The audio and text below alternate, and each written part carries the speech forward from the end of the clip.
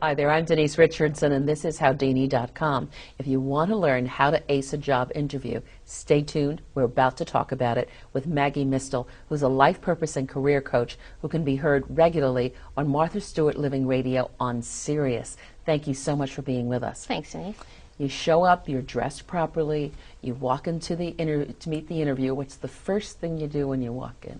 I love to smile. And obviously, I think you can tell by that, but I like to make the interviewer just as at ease as I'm trying to be, because really, this interview is a conversation that you're going to have with this other person who's a human being, and it can be a real icebreaker if you can just be relaxed and at least give yourself a break. Say, hi, how are you? And even try to talk about the weather or some type of other icebreaker that kind of gives everybody a chance to take a deep breath, because this is an evaluative conversation, and it can be nerve-wracking for both parties. So the interviewer says to that prospective employee, why do you want to leave your job?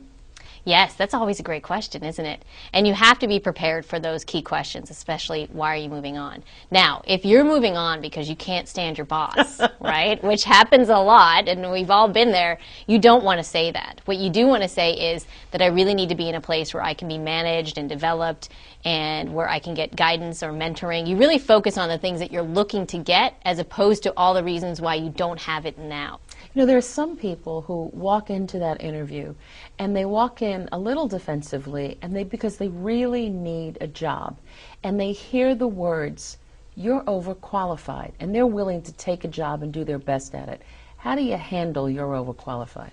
You can say things like, well, I've really thought about that, and if I were in your shoes, I'd be asking the same question. And when I think about it, I can tell you for a fact, I'm looking to downshift.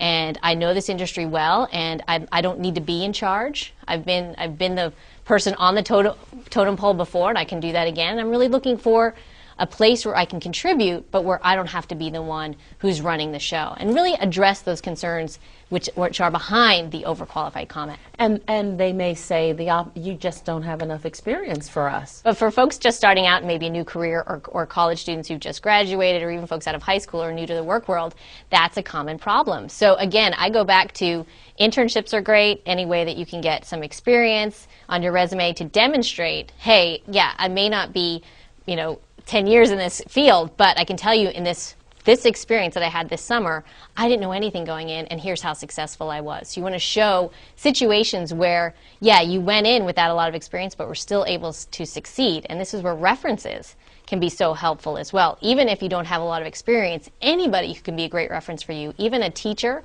or a professor, or even someone that you volunteered for who can attest to your ability to learn quickly and perform well, can be a great asset. We really like you. How much money are you looking for? It's such a trick question. It is. And for that question, you definitely want to do your homework. This is one of the best uses for the internet.